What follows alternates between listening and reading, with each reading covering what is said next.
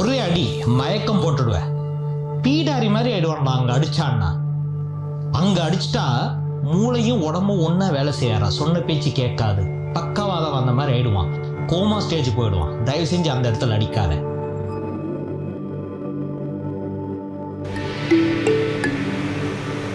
இன்னைக்கு நம்ம பார்க்க போகிறது பிடரி வர்மம். இது எஸ் ரமேஷ் பாபு, வர்மகல்பா ரீஜினேஷன் சென்டர். வணக்கம்.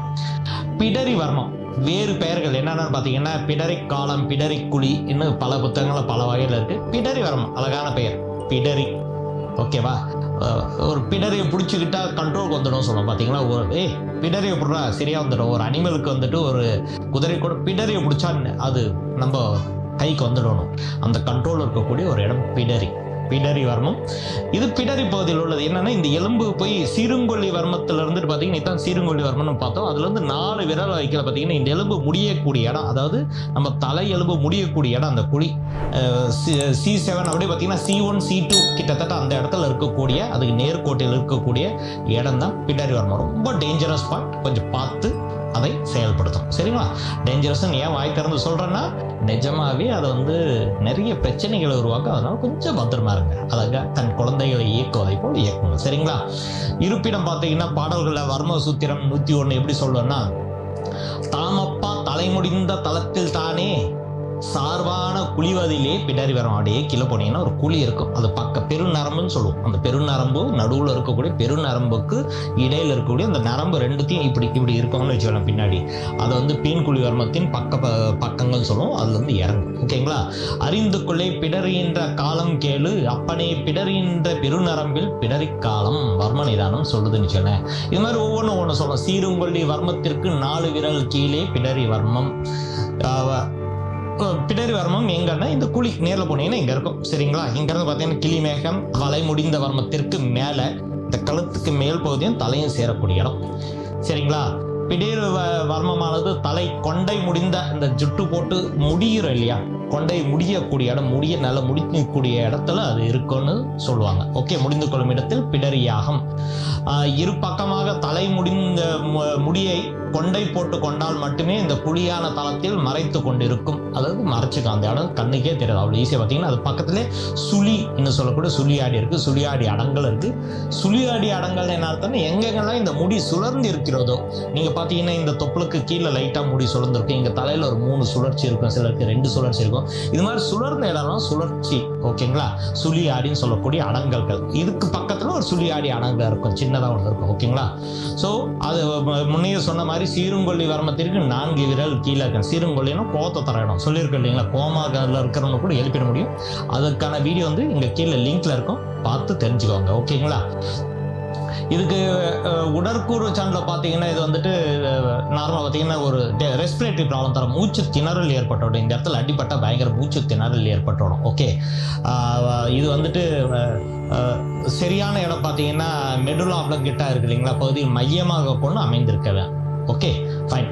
மாத்திரை அளவு அடி நம்ம பார்த்துருப்போம். மாத்திரைன்னு சொல்லக்கூடிய விஷயங்களை பார்க்கணுன்னா முன்கூட்டிய சொல்லக்கூடிய வீடியோவில் பார்த்தீங்கன்னா உங்களுக்கு மாத்திரைன்னா அழுத்தமும் அடிமுறையும் எவ்வளோ வேகமும் அழுத்தமும் இறைநிலையும் மாத்திரை நிலையும் பார்த்துருப்போம். அதில் 14 விரல் அகலம் வாங்கி அடிச்சிட்டா என்ன ஆகுனா சரித்து வெட்டினால் ஓகேவா, என்ன ஆகுனா மயக்கம், அவ்வளோதான், விழும், அப்படியே கவுந்து விழுவோம். அடி அப்படிப்பட்ட இடம் ஒரு அடிபட்டுச்சுன்னா கலந்து விடும். பலமாக கொண்டதனால் உடனே சாகும். வேற அது பெரிய பிரச்சனை. ரொம்ப அதிகமான அடி அங்கே பற்றக்கூடாது. ஏன்னா நம்ம மூளைக்கும் உடம்புக்கும் செய்திகளை அனுப்பக்கூடிய ஒரு இடம் அதுதான் கண்ட்ரோலிங் ஃபேக்டர்னு சொல்லுவோம். ஸோ நீங்கள் ஏதாவது செய்யணும்னு நினச்சா உங்கள் மனசு சொல்லிச்சுன்னா உடம்பு செய்யணும்னா இதுக்கு முக்கியமான இடம் இந்த பிடரி வர்மம். ஸோ இந்த பிடரி வர்மத்தை இயக்குவதால் பக்கவாதங்கள் இது மாதிரியான நிறைய விஷயங்களை சரிப்பட முடியும். இது ஒரு வர்மம் இல்லை, பல வர்மங்கள். இது ஒரு முக்கியமான வர்மம். சரிங்களா? குறி குணங்கள் எல்லாம் பார்த்தீங்கன்னா பிடரி வர்மத்தில் காயம் ஏற்பட்டால் குணம் ஏதேனும் கண் சீரும், கண் சீரும். ஓகே, நாக்கு வெளியே தள்ளும், டங் ப்ரொட்டேஷன் சொல்லுவோம். டங் வெளியே வந்துடும், நாக்கு வெளியே வந்துடும். மேல் மூச்சு வாங்கும், உடம்பு துடிக்கும். ஓகேங்களா? இன்னும் வர்ம லாட சூத்திரம் என்ன சொல்லணும்னா மூச்சு வைக்கும், ரொம்ப பிரீத்திங் ட்ரபிள், மேஜராக வந்துட்டு பிரீத்திங் ட்ரபிள் இருக்கும். கழுத்து நீண்டு, வர்ம நிதான மைனர், கழுத்து நீண்டு கை கால் தளர்ந்து போகும், நாக்கு வெளியில் தள்ளும், வாய் பிளக்கும், வயிறு ஊதும், 3 நாட்களுக்குள் மரணம் வரும். இக்குறிகுணங்கள் மாறினால் மரணம் வராது. இதெல்லாம் இல்லாமல் இருந்தால் மரணம் வராதுனால் தயவுசெய்து இங்கே பார்த்தீங்கன்னா அரசர்கள் எல்லாம் பார்த்தீங்கன்னா தன் கிரீடங்களை இந்த இடத்துல நல்லா மூணு மாதிரி, இந்த கழுத்து மாத்திரம் 3 மாதிரி வச்சுருப்பாங்க. ரொம்ப முக்கியமான இடம் அது. ஏன்னா அது இடம் உங்களை உடனே கொண்டுட்டா பிரச்சனை இல்லைங்க, அடிபட்டு வாழ்க்கை ஃபுல்லாக தினம் தினம் சாகணுன்றது பெரிய ஒரு துரதிர்ஷ்டவசம். அதுக்கு ஆகாமல் இருக்கணும்னா இந்த இடத்த ப்ரொடெக்ட் பண்ணி வச்சுக்கோங்க. அதனால தான் ஹெல்மெட் போடுங்க, தலைக்கவசம் முக்கியம். வேறு எங்கேயாவது வெளியே போகிறப்ப கூட இந்த இடத்த தான் ப்ரொடெக்ட் பண்ணிக்கணும். எதிரிகள் அதிகமாக இருக்கக்கூடிய இடத்துல பார்த்தீங்கன்னா நீங்கள் இந்த இடத்த ப்ரொடெக்ட் பண்ணுறது ரொம்ப நல்லது, சரிங்களா? அதே கண் சீரும் நாக்கு தள்ளும் வர்ம கண்ணாடி 500, முகம் சீரி கோணும் வர்ம கண்டி, இது மாதிரி வந்துட்டு ஒவ்வொன்றுலையும் ஒவ்வொரு உதாரணங்கள் கொண்டு இருப்போம். இதுக்கு காலக்கேடுன்னு பார்த்தீங்கன்னா அவதின்னு சொல்லுவோம். என்னன்னா இந்த நேரத்துக்குள்ள வைத்தியம் பண்ணணும் பண்ணக்கூடாதுன்ற அவதி. இதுக்கு முன்னாடி வீடியோ பார்த்தீங்கன்னா உங்களுக்கு தெரியும். ஒவ்வொன்றும் ஒன்று சொல்லும். நாளிகை 24, நாளிகை 18, நாளிகை 13, நாளிகை 2, ஒவ்வொன்றும் ஒவ்வொரு சொல்லும். ஆனால் குறைந்தபட்சம் 13லேருந்து 12லேருந்து 24 நாளிகைக்குள் இந்த வைத்தியத்தை நம்ம முடிச்சுக்கிறது நல்ல வைத்தியம் தருவது நல்லது. ஓகே, அடுத்தது இது ரொம்ப முக்கியமானது. ஏன்னா இந்த இயக்கு முறை எப்படியெல்லாம் பண்ணலான்ட்டு இது வந்துட்டு பார்த்தீங்கன்னா இலக்கு முறையில் பார்த்தீங்கன்னா அடித்து தட்டி எழுப்புற இடமும் இதுதான். ஏன்னா ஒருத்தன் மயக்கம் போட்டு வந்துட்டான்னா அந்த இடத்துல ஒரு தட்டி தடவி எழுப்பிடுவாங்க, சரிங்களா?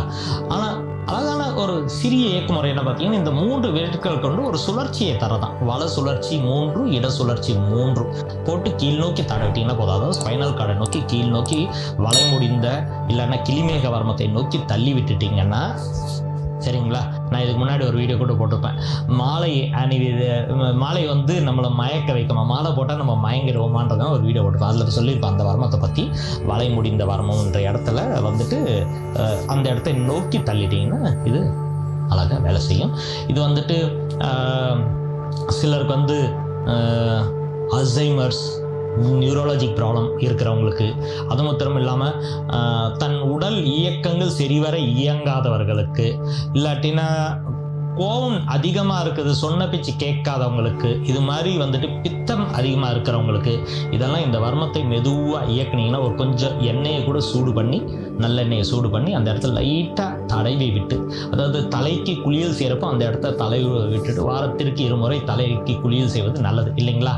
அதனால் அந்த இடத்துல லைட்டாக இயக்கி விட்டுட்டு நீங்கள் குளிச்சிங்கனாலே போதும். நிறைய விஷயங்கள், அதாவது நம்ம ஒரு விஷயத்தில் பிரச்சனை இருக்குது, அதை எப்படி ஜட்ஜ் பண்ணுறது இல்லை, ஆப்ஷனு எப்படி முடிவெடுக்கிறதுன்னு தெரியலன்றப்பெல்லாம் இந்த வர்மம் அழகாக பயன்படும் என்பதை கூறி இதை நிறைவுபடுத்துகிறேன். அடுத்தது இன்னொரு வர்மத்துடன் சந்திப்போம். அதுவரை வணக்கம்.